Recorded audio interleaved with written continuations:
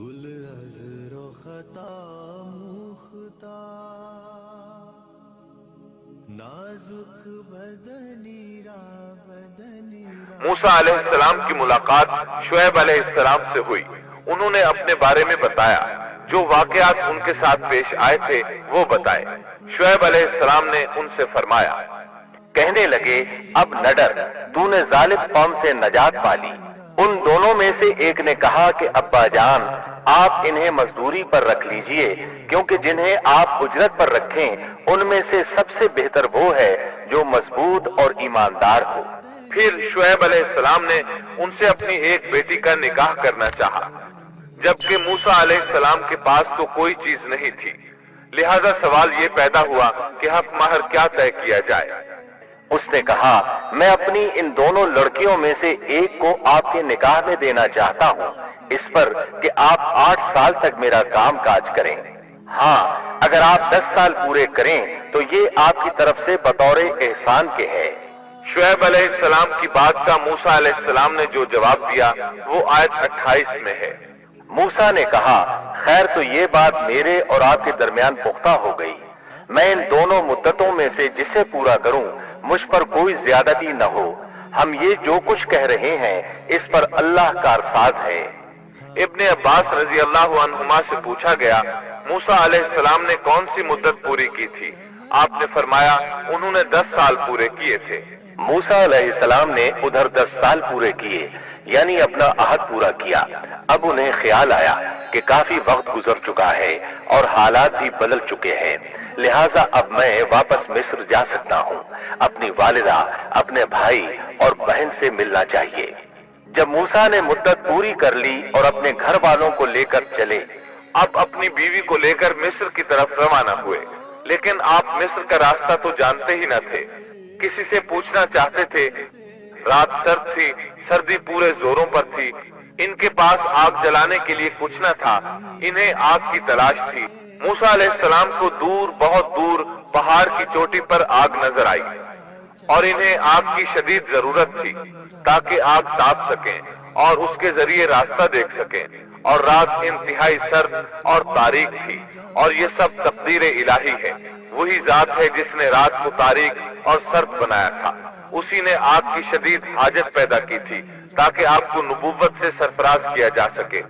انہوں نے آگ دیکھی تو اپنے گھر والوں سے کہا مجھے آگ دکھائی دی ہے، بہت ممکن ہے کہ میں اس کا کوئی انگارہ تمہارے پاس لاؤں یا آگ کے پاس سے راستے کی اطلاع پاؤں۔ جب موسیٰ علیہ السلام آگ کے قریب پہنچ گئے تو وہاں ایک عجیب ہی نظارہ تھا۔ قرآن کریم نے اور بھی کئی منظر بیان فرمائے ہیں، لیکن یہ منظر ان سب سے انوکھا منظر تھا۔ یہ آگ نہیں تھی بلکہ ایک بہت بڑے کانٹے دار درخت کے اندر سے نور نکل رہا تھا، یا یوں کہہ لیں کہ درخت سے آگ کے شعلے نکل رہے تھے۔ موسیٰ علیہ السلام بہت حیران ہوئے، ذرا اور قریب ہوئے تو درخت اور زیادہ منور نظر آیا، پھر انتہائی قریب چلے آئے، تب اس درخت میں سے آواز سنائی دی۔ یہ آواز اللہ سبحانہ و تعالی اور ایک انسان کے درمیان براہ راست خطاب تھا۔ اس جیسے خطاب کی مثال اور کہیں نہیں ملتی۔ سورہ طٰہٰ آیت 11 اور 12 میں ہے۔ جب وہ وہاں پہنچے تو آواز دی گئی اے موسیٰ یقیناً میں ہی تیرا پروردگار ہوں، تو اپنے جوتے اتار دے اس لیے کہ تو پاک میدان طوا میں ہے۔ سورہ طٰہٰ آیات 13 تا 16 میں اللہ تعالیٰ فرماتے ہیں، اور میں نے تجھے منتخب کر لیا ہے، اب جو وحی کی جائے اسے کان لگا کر سن، بے شک میں ہی اللہ ہوں، میرے سوا کوئی عبادت کے لائق نہیں، بس تو میری ہی عبادت کر اور میری یاد کے لیے نماز قائم رکھ۔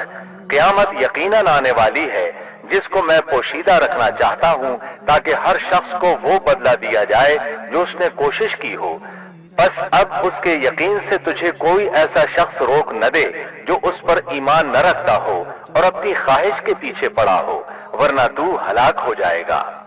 اللہ تعالیٰ نے براہ راست ان سے کلام فرمایا، ان سے خطاب کیا اور اپنی عظمت کو ان کے سامنے ظاہر کیا۔ پھر پوچھا اے موسیٰ تیرے اس دائیں ہاتھ میں کیا ہے؟ اللہ تعالیٰ تو جانتے تھے، لیکن اپنی قدرت دکھانے کے لیے پوچھا۔ موسیٰ علیہ السلام نے جواب دیا जवाब दिया कि ये मेरी लाठी है, इस पर मैं टेक लगाता हूँ और इससे मैं अपनी बकरियों के लिए पत्ते झाड़ लिया करता हूँ और भी इसमें मुझे बहुत से फायदे हैं। अल्लाह ताला ने फरमाया, इसे हाथ से नीचे डाल दे। जो ही मूसा अलैहिस्सलाम ने लाठी नीचे गिराई, वो सांप बनकर दौड़ने लगा। सूरतुल कसस आयत 31 में ये जिक्र यूं आया है, और ये आवाज भी आई कि अपनी लाठी डाल दो। फिर जब उसको देखा कि वो सांप की तरह फनफना रही है तो पीठ फेर कर वापस हो गए। यानी इस तरह भागे कि पीठ फेर कर न देखा। ऐसे में अल्लाह ताला ने आवाज दी, ऐ मूसा आगे आ, डर मत, यकीनन तू हर तरह अमन वाला है। मूसा अलैहिस्सलाम वापस पलटे, उसको दुम से पकड़ा तो वो फिर लाठी बन गई। अब अल्लाह ताला ने फरमाया, और अपना हाथ अपनी बगल में डाल ले। सूरतुल कसस आयत 32 में अल्फाज यूं हैं, अपने हाथ को अपने गिरेबान में डाल। दोनों जुमलों का एक ही मतलब है कि अपने हाथ को कपड़े के नीचे से दाखिल करके अपने बगल तक ले जा। मूसा अलैहिस्सलाम ने ऐसे ही किया। जब हाथ बाहर निकाला तो वो इस तरह चमक रहा था जैसे सूरज। उनके हाथ से नूर अजीम निकल रहा था। और जब हाथ को दोबारा बगल में ले जाओगे तो रोशनी खत्म हो जाएगी। यानी एक बार हाथ बगल में दोगे तो रोशन होकर बाहर निकलेगा, और जब दूसरी बार हाथ बगल में ले जाओगे तो रोशनी चली जाएगी। और ये अल्लाह ताला की तरफ से मौजज़ा होगा। सूरतुल कसस आयत 32 में है, और खौफ से बचने के लिए अपने बाजू अपनी तरफ मिला ले। यानी जब तू खौफ और खतरा महसूस करे, तुझे कोई धमकी दे और तुझे कोई खौफ महसूस हो तो अपना हाथ अपनी तरफ मिला लेना, खौफ जाता रहेगा। हाफिज इब्ने कसीर रहमतुल्लाह अलैह फरमाते हैं कि मूसा अलैहिस्सलाम की इब्तिदा में जो शख्स भी घबराहट के मौके पर अपने दिल पर हाथ रखेगा तो उसके दिल से खौफ जाता रहेगा या कम अज कम हल्का हो जाएगा इंशाअल्लाह। अल्लाह ताला सूरतुल कसस आयत 32 में फरमाते हैं, बस ये दोनों मोजज़े तेरे लिए तेरे रब की तरफ से हैं, फिरौन और उसकी कौम की तरफ। यकीनन वो सब के सब बेहुक्म और नाफरमान लोग हैं। ये इसलिए कि हम तुझे अपनी बड़ी बड़ी निशानियां दिखाना चाहते हैं। इसके बाद सूरह ताहा आयत 24 में ये हुक्म मिलता है, अब तू फिरौन की तरफ जा, उसने बड़ी सरकशी मचा रखी है। मूसा अलैहिस्सलाम ने अल्लाह ताला से इन अल्फाज में अर्ज की, मूसा ने कहा, ऐ मेरे परवरदिगार, मेरा सीना मेरे लिए खोल दे और मेरे काम को मुझ पर आसान कर दे और मेरी जुबान की गिरह भी खोल दे। यानी मेरी जुबान में लुकनत है, जब तक मेरी जुबान की ये हालत है मैं उन्हें किस तरह दावत दूंगा। सूरह ताहा आयत 29 ता 36 में है, और मेरा वजीर मेरे कुनबे में से कर दे, यानी मेरे भाई हारून को।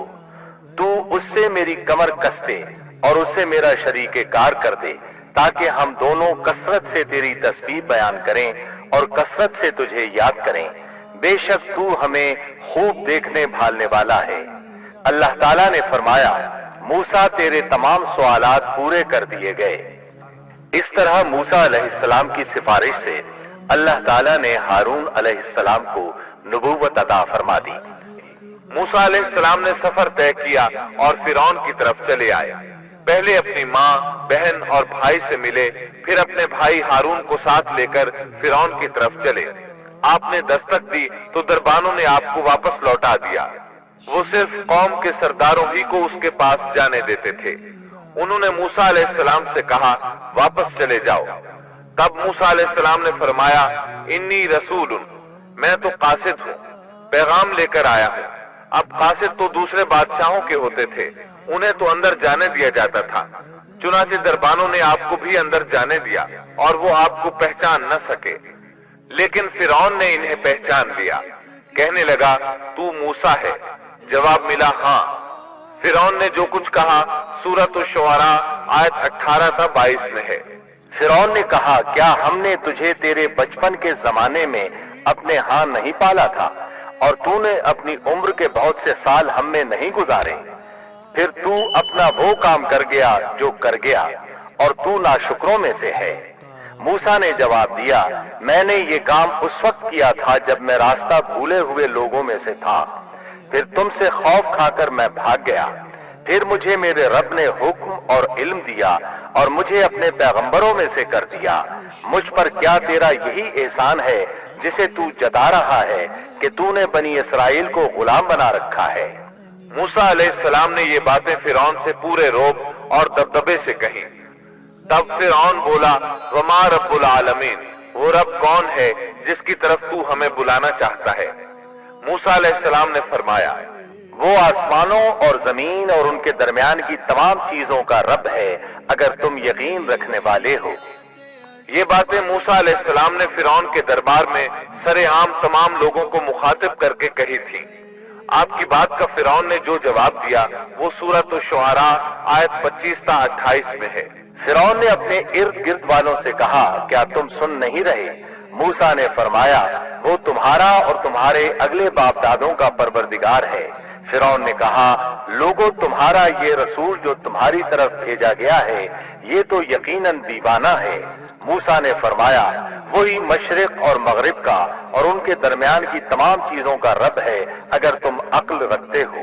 موسیٰ علیہ السلام نے اب ایسی چیزوں کا ذکر شروع کیا جو فرعون کے بس میں نہیں تھی، اس لیے کہ فرعون کہتا تھا میں رب ہوں، جبکہ موسیٰ علیہ السلام فرما رہے تھے آسمانوں کا، زمینوں کا، مشرق اور مغرب کا رب اللہ ہے۔ اور یہ وہ چیزیں تھیں جن کو سب جانتے تھے کہ یہ فرعون کی دسترس میں نہیں ہے۔ جب معاملہ یہاں تک پہنچ گیا، یعنی خطرناک حد تک پہنچ گیا، تو فرعون نے ان الفاظ میں دھمکی دی۔ فرعون کہنے لگا، سن لے، اگر تو نے میرے سوا کسی اور کو معبود بنایا تو میں تجھے قیدیوں میں ڈال دوں گا۔ جواب میں موسیٰ علیہ السلام نے فرمایا، اگرچہ میں تیرے پاس کوئی ظاہر چیز لے آؤں۔ جواب میں فرعون نے کہا، اگر تو سچوں میں سے ہے تو اس کو پیش کر۔ اب وقت آ چکا تھا کہ موسیٰ علیہ السلام اس کے سامنے معجزات ظاہر فرماتے۔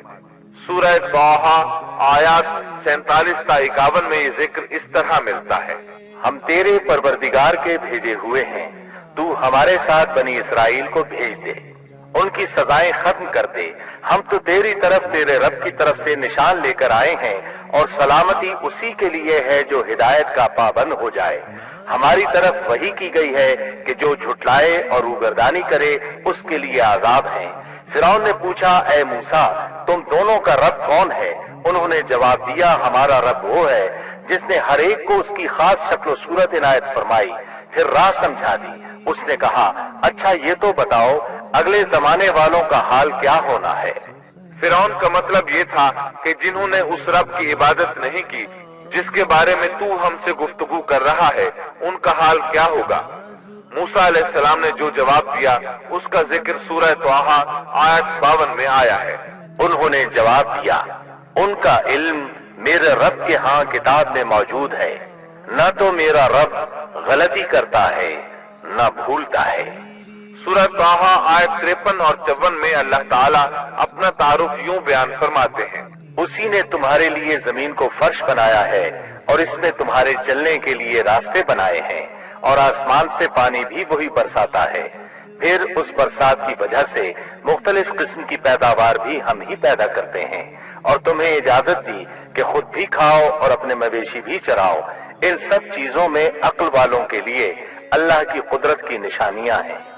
اب وہ موقع آ پہنچا تھا کہ ان کے سامنے نشانیاں اور معجزات ظاہر کیے جائیں۔ فرعون بولا، اچھا اگر تو اپنے دعوے میں سچا ہے تو نشانیاں پیش کر۔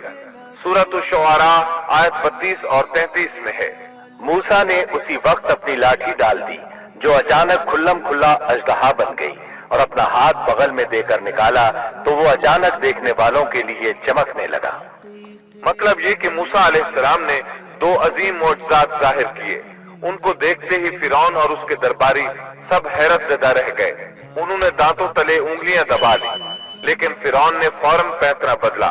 وہ ڈر گیا تھا کہ کہیں اس کا کوئی درباری اسلام نہ قبول کر لے، چنانچہ فوراً بول اٹھا، کہنے لگا، اے موسیٰ، تم ہمارے پاس اس لیے آئے ہو کہ ہمیں ہمارے ملک سے اپنے جادو کے زور سے نکال دو۔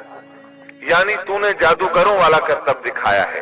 ہم اچھی طرح جانتے ہیں کہ یہ جادو کی سرزمین ہے، یہاں بڑے بڑے جادوگر رہتے ہیں، لیکن یہ جادو عجیب سا ہے۔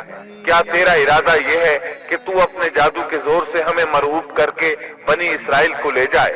لیکن ہم مرعوب ہونے کی بجائے تیرا مقابلہ کریں گے۔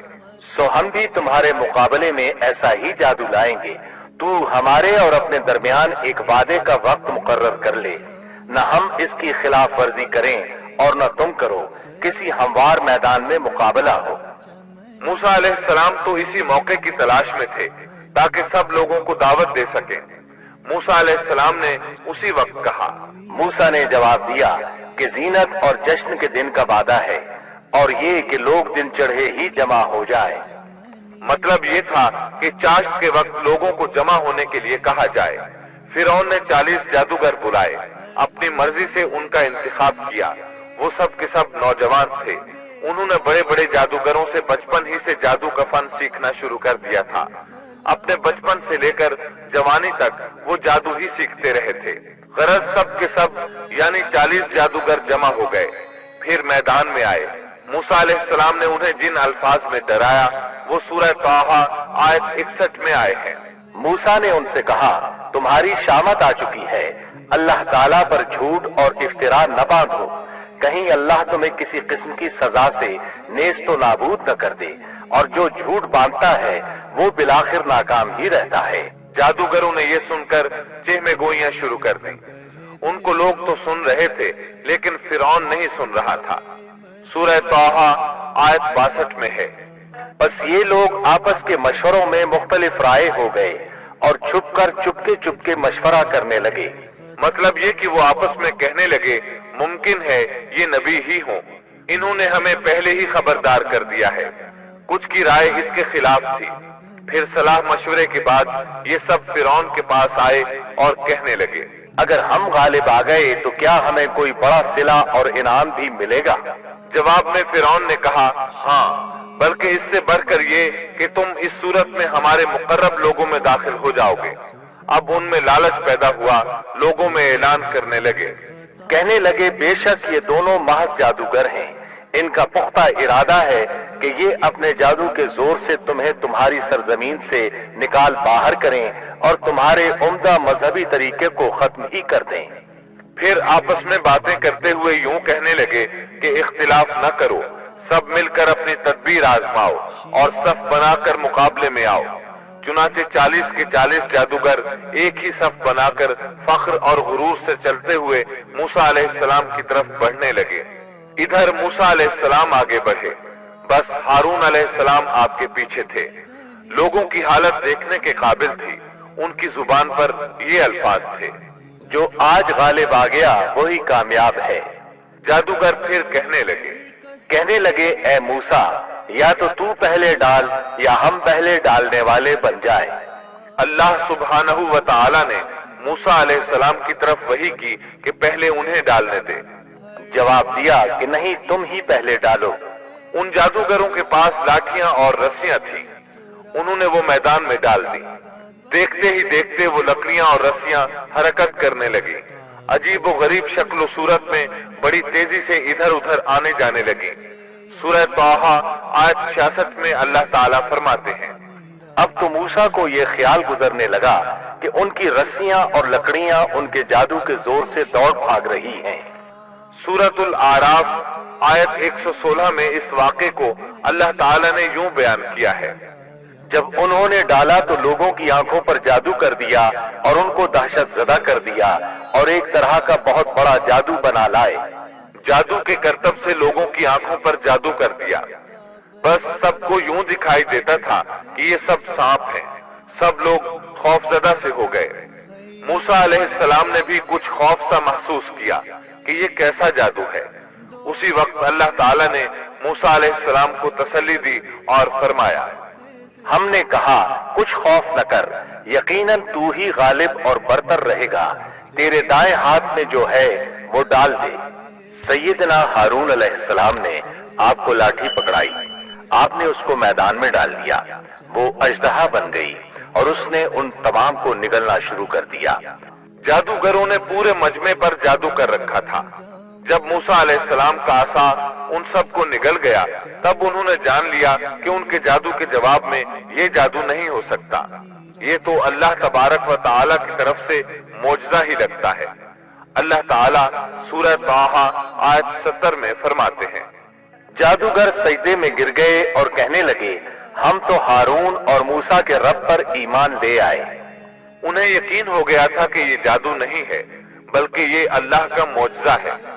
उनके अल्फाज सुनकर फिरौन गजबनाक हो गया, आग बबूला हो गया, इसलिए कि 40 के 40 जादूगर सजदे में गिर गए थे।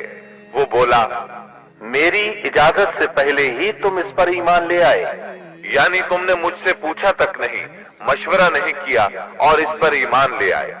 बेशक यही तुम्हारा वो बड़ा बुजुर्ग है जिसने तुम्हें जादू सिखाया है। मतलब ये कि ये तुम्हारा उस्ताद है और तुम्हारा ये पहले से तयशुदा प्रोग्राम था। चुनाचे वो कहने लगा, बेशक ये एक साजिश थी जिस पर तुमने इस शहर में अमल किया ताकि तुम सब इस शहर से यहाँ के रहने वालों को बाहर निकाल दो। अब वो उन्हें धमकियां देने पर उतर आया, जैसा कि सूरह ताहा आयत 71 में है। सुन लो, मैं तुम सब के हाथ और पांव मुखालिफ समतों में कटवाकर तुम सबको खजूरों के तनों पर लटकवा दूंगा और तुम्हें मालूम हो जाएगा कि हम दोनों में से किसका आजाब ज्यादा सख्त और देर पा है। इस पर जादूगरों ने जो जवाब दिया वो सूरह ताहा आयत 72 में आया है। उन लोगों ने जवाब दिया कि हम इन दलाइल और उस जात के मुकाबले में तुझे कभी तरजीह नहीं देंगे जिसने हमें पैदा किया है। तुझे जो करना है दिल खोल कर डाल, तू सिवाय इसके कि इस दुनियावी जिंदगी में कुछ कर ले और कर भी क्या सकता है।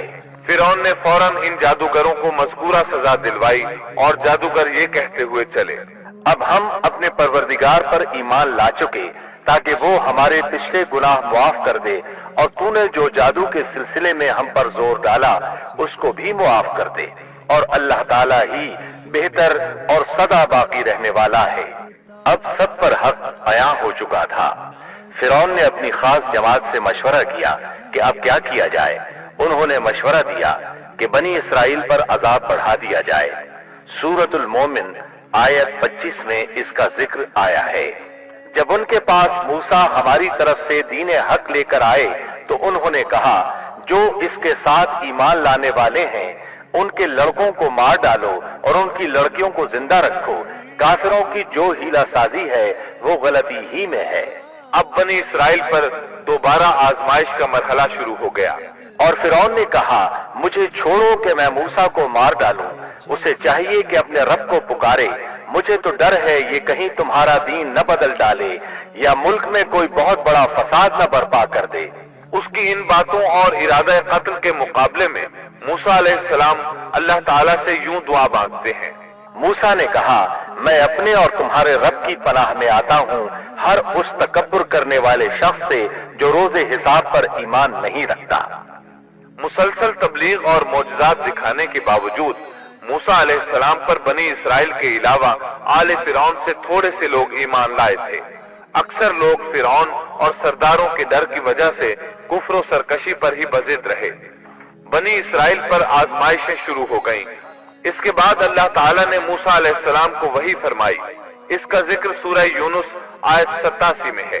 और हमने मूसा और उनके भाई के पास वही भेजी कि तुम दोनों अपनी कौम के लिए मिस्र में घर बना लो। मतलब ये कि अपने घरों ही को मस्जिद बना लो, यानी फिरौन की तरफ से सख्ती और निगरानी ज्यादा है और तुम्हारे लिए मस्जिदों में आकर नमाज पढ़ना मुमकिन नहीं, तो तुम घरों ही में नमाज अदा करते रहो। इसी मौके पर मूसा अलैहिस्सलाम ने एक दुआ फरमाई और मूसा ने अर्ज किया, ऐ हमारे रब, तूने फिरौन को और उसके सरदारों को सामाने जीनत और तरह तरह के माल दुनियावी जिंदगी में दिए। ऐ हमारे रब, इसी वास्ते दिए हैं कि वो तेरी राह से गुमराह करें।